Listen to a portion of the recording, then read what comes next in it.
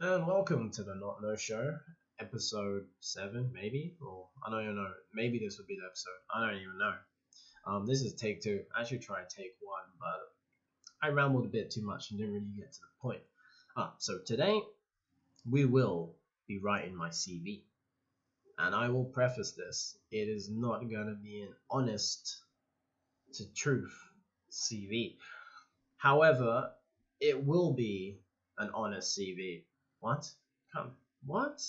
Can't be both at the same time, right? Well, it won't be honest in terms of the words I write, but it'll be honest in terms of the context of the situation. And people are like, that just sounds like a weird way of saying lying. And I will go with you on that one, but then hear me out. What is a company or business, because these are the people who will be hiring you typically, what are they looking for in an individual? Trick question. They don't give a shit about you as an individual. No matter how much they say they do on the forums and stuff, no, you're a business asset. They have a project or something and they need some work power to do X amount of work for this project. This project will make them 100 units, and then if they can get someone to do 50% of the work power for this project, then that person has done basically made that company 50 units, and then you'll probably give 10 units off to the person who actually done the work. Welcome to capitalism. I don't need to get into why that works, it just does. And I'm not against that because I'm at the bottom, like everyone, not everyone, but most people are.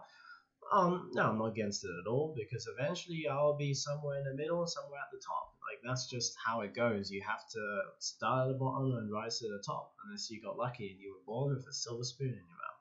I don't even feel bad against those people because they're just people who typically worked hard and just wanted good stuff for their kids, which I think everyone could agree is something that's quite a humane thing. But ultimately, does an employer actually care about anything apart from your capacity to do the work? To to do your 50 units. Do they care about anything apart from that? Yes. But there's a stuff like, okay, is this person gonna steal from this company? Is this person gonna harass the other employees? Is this person gonna steal secrets? Is this person gonna do like weird things? Because apart from illegal stuff, harassment stuff, just screwing up the work culture. So I guess there's a bit of a personality component to it. Do they actually care about anything else? And the answer is no. If the person has the capacity to do the work, then they don't really care. Now, yeah, a few other weird stuff, like it can get a bit weird when it comes to some companies how they may discriminate against certain people, like for example against like women of childbearing age.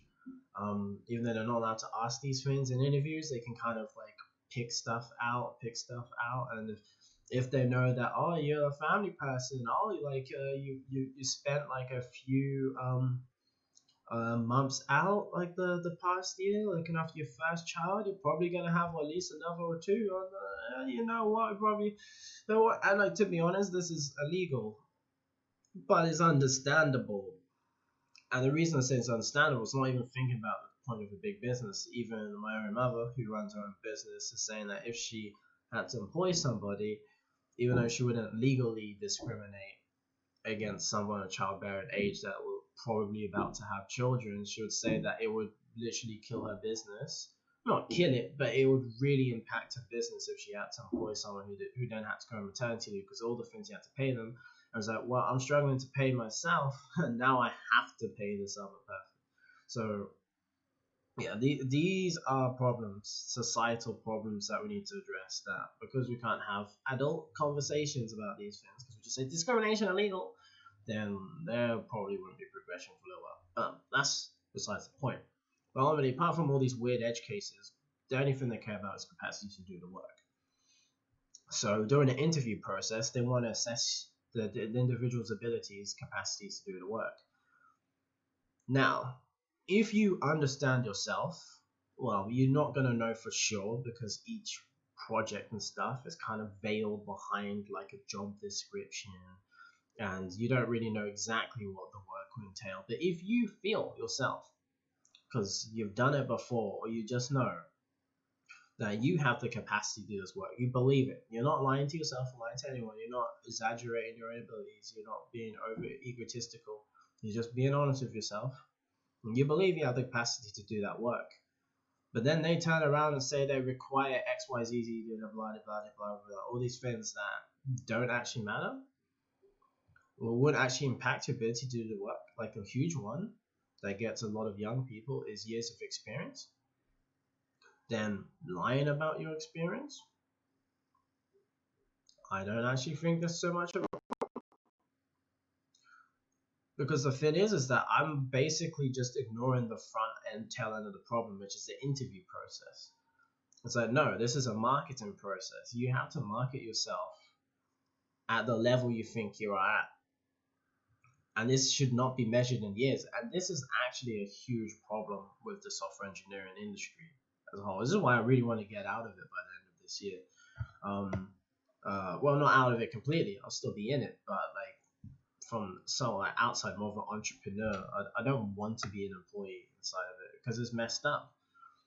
Like the amount of job descriptions that count years in experience. And even if you do really well, you ace all the interviews and stuff, but you've got like 2 years experience and someone else coming in with 7. You're like, yeah, you know what? We thought you were a good fit, but you haven't got enough experience. And all these stupid things are discriminating against you on. I think if anything, years experience should almost be a legal discriminator.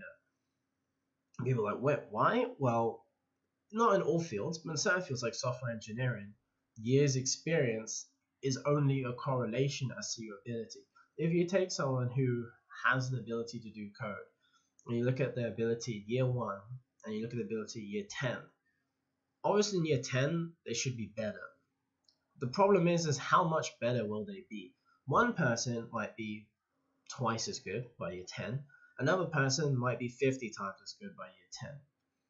And that doesn't even take into account that people's starting positions are different. So one person might be like a freaking F, like an F grade in year 1, and someone else might be like a C in year 1, and by the time they get to year 3, they're like an A plus, and someone else might, by the time they're year 10, they're still like a C or a D. Like people are different, people's abilities are different, and I'm not trying to bash people for having different abilities, but I'm just trying to say that if because you're young but you're able, you're getting passed over by older people who are less capable just because of some stupid metric. We say, oh, years experience, then I don't feel like that's not fair at the same point. And then the argument is like, oh, should you take it into your own hands and then lie on your CV? Now, I look at this from a point of game theory. If you're lying on your CV and you're overselling yourself, then this is a bad thing. You shouldn't oversell yourself. You should appropriately sell yourself. Because the issue is, if you go in and you have the ability that they need, let's say 50 units, and you have 50 units of ability, you got your 50 units. But if you go in with a CV that has weak because it's not got many years experience, not got all these things, and you say, oh, yeah, and your CV shows that you're 20 units. Because like to you, you'd still see it's like, no, obviously, like to me, because I don't value using experience, that to me, this is still obviously 50 units. But you know that they will see your CV and value it at 20 units. What do you do at that point? You've lied. And to me, undervaluing yourself is just about as bad as a scenario, maybe even worse than overvaluing yourself. Because if you undervalue yourself, what that means is that this company that could have got someone who can legitimately do 50 units of work will pass over you because they think you can only do 20, and then someone else who maybe even if they accurately evaluated themselves, being able to do, and if someone else accurately evaluated themselves doing 40 units of work, that company would rather pick them because they didn't get the 50 units, but there's no one else better, so they'll pick the person who could do 40 units. So the company loses out. Or even worse, that person might say, yeah,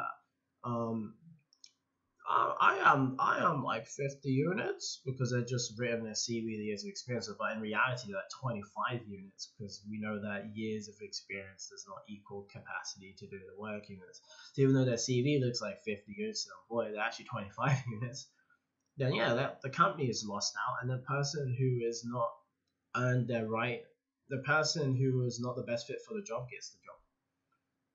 That's a bad scenario. Like, okay, in most cases, when it's just talking about normal jobs, then okay, that's not too bad. But if we're talking about jobs where someone's life needs to be saved or things like this, then this is obviously a big problem. You want your best people to be working on big, challenging problems that are going to affect a lot of people. So, on a small scale, you might say it's not a big problem, but on a large scale, this propagates and makes big, big consequences, big, big problems.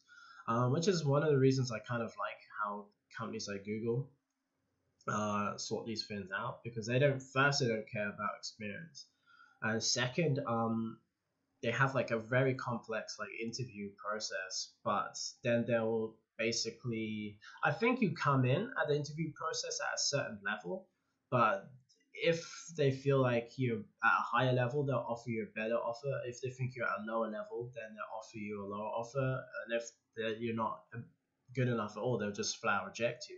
So I think I Google every 6 months to a year or something like that. Every period of time they evaluate you, and if you show that you've improved, then you go up a level. And the rate of progression in Google probably surpasses the rate of progression you can even get through via changing jobs if you're actually very capable. And it's not just Google, it's like Amazon, these really big companies, and they realize that, yeah, it's not just based on experience. It's like, all right, we probably don't want somebody who hasn't worked for 5 years to be managing more than 100 people just for liability issues. But we're not going to say that you need to have 5 to 7 years of experience just to be able to work at a level when you're not managing anybody, you're just working as an individual. That doesn't make any sense. It really doesn't make any sense. And like there's always going to be a component that you just got to bide your time, which I get that. But at least a place like Google, it won't be like it won't be easy. And if you find it easy, you'll just outperform everybody else in that level, and you'll quickly get promoted to the point where you won't find it so easy anymore, and eventually it'll become difficult, but you'll enjoy the challenge. Whereas in a scenario where I'm just going to be applying to jobs, like for me, like pretty much every job that I would apply to at this point, yeah, it's not going to be at least a senior level. I'll just find too easy and just be bored as fuck. My last project that was at a senior level, I was already finding it too easy. I was just bored as hell.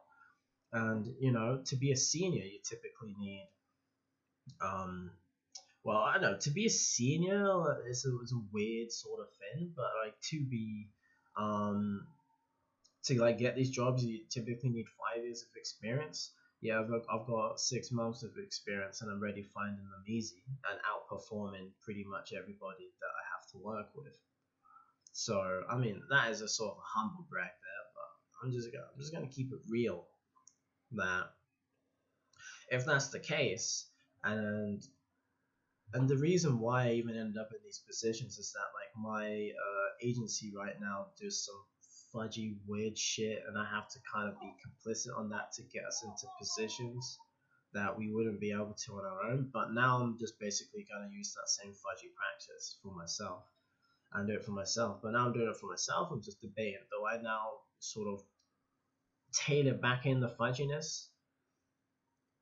But then if I do that, like I might just be stuck on something I just find stupid, ridiculously easy. And with remote work, I'm fine with that actually, because all that means is that, oh, I find it stupidly easy, so the pay won't be as high, but then I spend 5 hours on it a day and I'm done.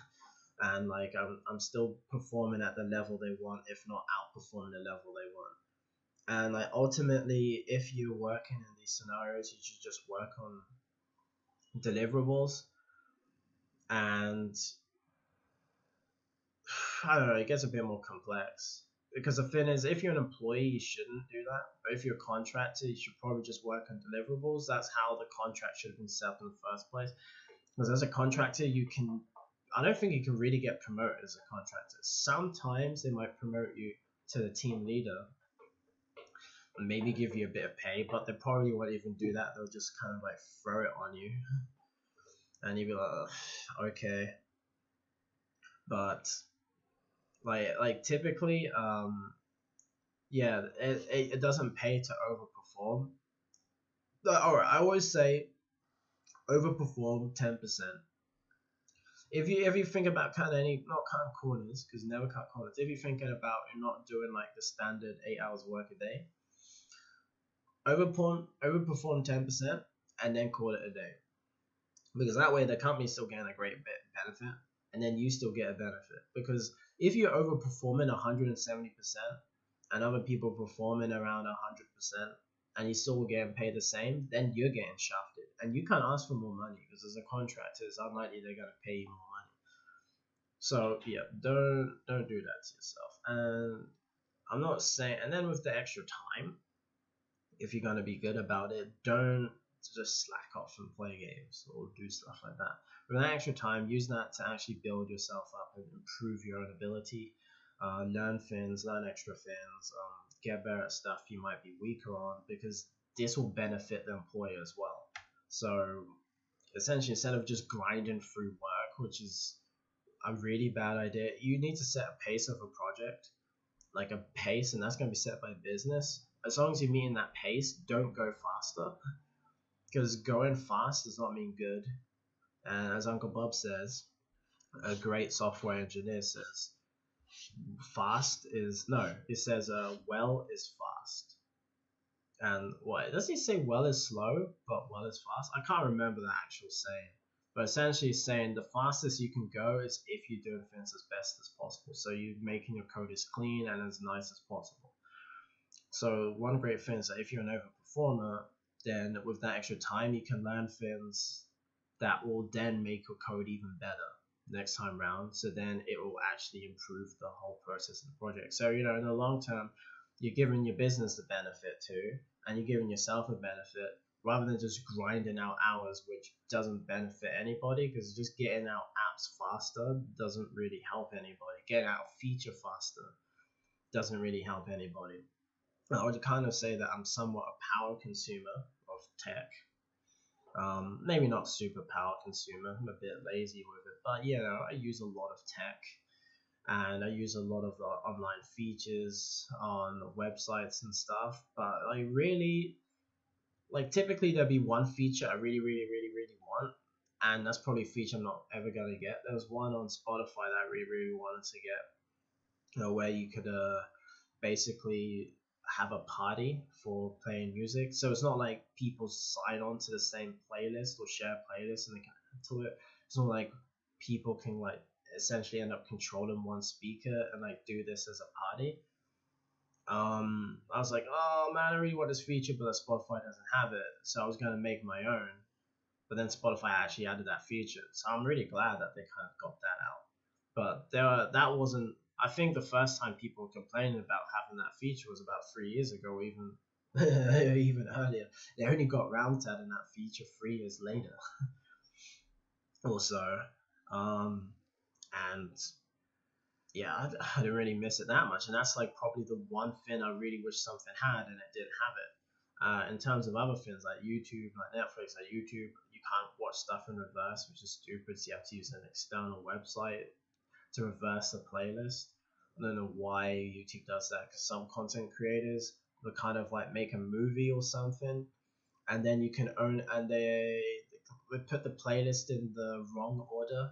So then you just start from the end episode and go to the first, and then you can't simply reverse it, so you can get that good autoplay feature. So you just go through the episodes.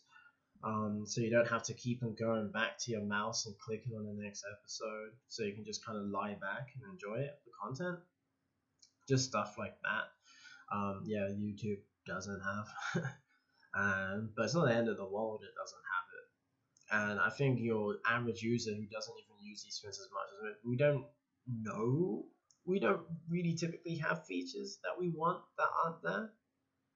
And if we do have features, it's probably going to be something stupid that won't be easy to add anyway. And yeah, I mean, as long as like the site updates every now and then we're probably happy. For example, Crunchyroll is a complete dog shit site, and I don't think it's really updated at all, or very much at all, in the past 5 years. But the people still pay for it, still pay for it. Like, extra features isn't probably gonna make them happy unless it's stuff that's gonna fix the site. But unless it's something revolutionary, there's no point rushing to get out features because 90% of features are just kind of nice to have.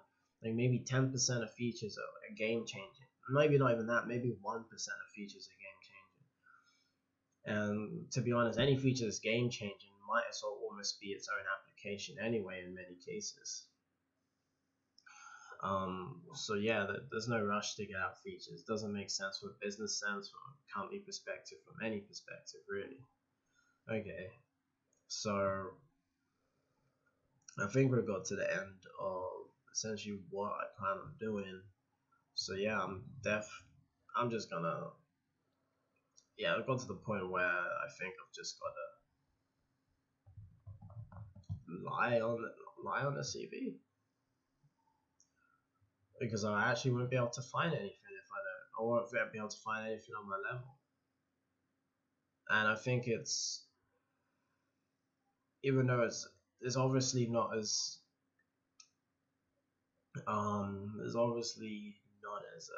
painful to see, I guess, to see somebody who is obviously got into a position they don't deserve because they're really underqualified for it and they're screwing up the position.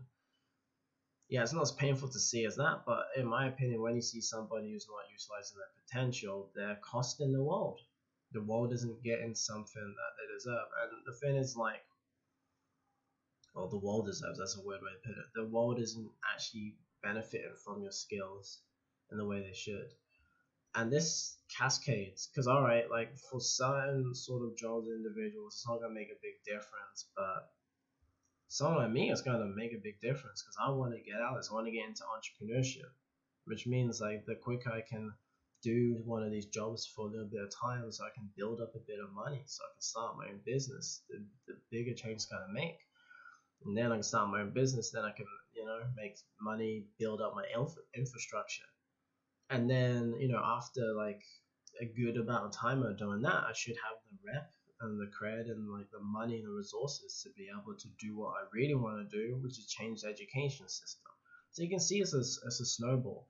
Like if I have to go into like a junior level roles or stuff and just be blowing myself out on the line, like and I have to waste like an additional 2-3 years something doing like that. That's 2-3 years that's 2-3 years of children that won't get to see what improvements I want to make to the education system, for example, because it's fucked. It's not even salvageable, not in its current form. And it's quite technical as to why that isn't.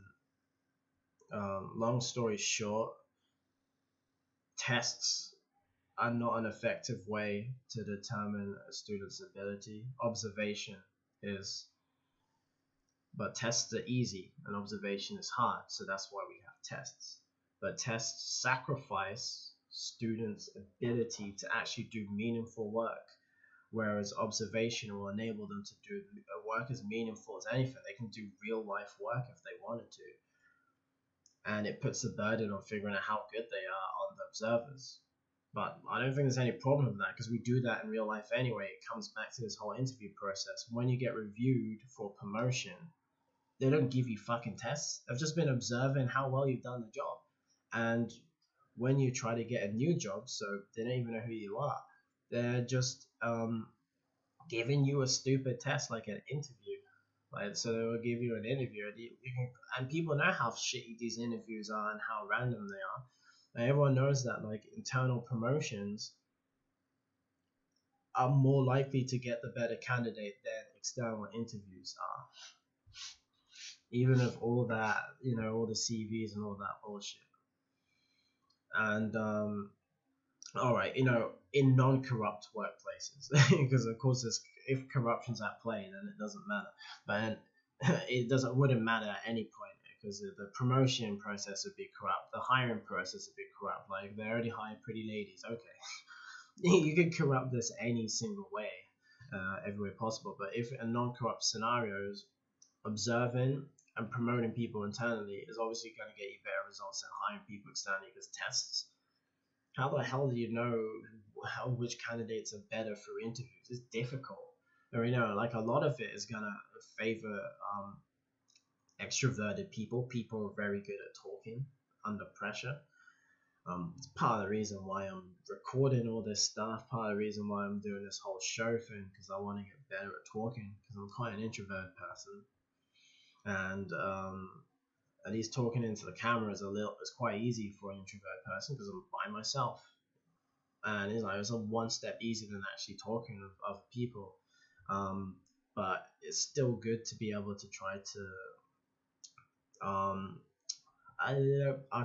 articulate yourself out loud, because usually as an introvert person, like it'll all be in my head. I won't be speaking out loud, which means I can be really lazy. Like my English, not even really English, the words in my head, they're just like garbage. Like you see how Trump talks, is kind of like 10% of that. You see how Biden talks, even worse. Biden, poor Biden. That guy, someone put him out of his misery. Oh dear. But yeah, like it's just the interviews are gonna favor people who can articulate themselves well and talk well over people who can actually do the job well. Now, a component of your talk will be communication, but for programmers out there, communication when you're talking like this, like that, in a dynamic sentence, not dynamic sentence, but in actual conversation, face to face, is like synchronous. You have almost no time to think of a response when someone asks you something. So that's going to favor people who have got good vocabulary that can just pick out the right things to say off the top of their head. But for people who are like shit at that, they can still communicate really well, but through text. So they'll like read a sentence or read like a message and they're like, I might dribble a bit. Oh no. They might need about 60 seconds to think about what they'll type, and they'll type it out. Boom. And they would have matched, if not even exceeded, the level of what the person who does it face to face does, because they just need a little bit more time to like think through like what they're going to say. And I think taking an extra minute to think through what you're going to say for very important developmental business decisions is not a cost we should really be concerned with. Not at all. Especially if it leads to better results as well. So I'm not a fan of too many face-to-face in real-time meetings, because from my experience, the best people I've worked with, or the people I've come across in life who tend to excel like really well and like actually getting things done, are not always the best talkers, or rarely even the best talkers. So it's better to cater for these people too. But yeah, anyway, this probably will be the show, because the episode's been kept pretty light, about 30 minutes. Not too bad. I'm actually gonna stream myself writing CV. That's probably too bulky for the not no show, unless I'm gonna use that opportunity to basically record out multiple episodes. So be like part 1, part 2, part 3, part 4, sort of thing, in like 30-minute blocks. I could do that, like stock up on stuff. It really depends, because I do these things weekly typically, so I might come up with something better to talk about by the time I want to use like a part 1, part 2, part 3, part 4 of this thing. Anyway, that was a good talk. I rambled quite a bit. It's still not as concise as I would want it. The actual no show is gonna be super freaking tight. And oh yeah, I was actually gonna plan on talking about the changes that are gonna go on with that. In this not no show, in this week's not no show. But I guess that I'll delay that for a little while. Just get the details a little bit clearer, and maybe get some graphics. But yeah, I'm really excited for the no show next year, because my biggest difficulty is figuring out how to make enough content. And now I've got enough content, enough ideas that even if I super chop them up, edit them really down to a 15-minute episode, I'm still gonna have too much stuff left over, which is a great problem to have, because that means that these episodes are gonna be dense. They're gonna be fast. It's gonna be well scripted, well acted, well edited, interesting information. They'll be fast, quick paced. 15 minutes, wham bam, leave you breathless. Because yeah, I really want the shows to be super fast paced, um, and like just dense, I guess. Yeah, and I guess I'll talk about more about that later. Yeah, later.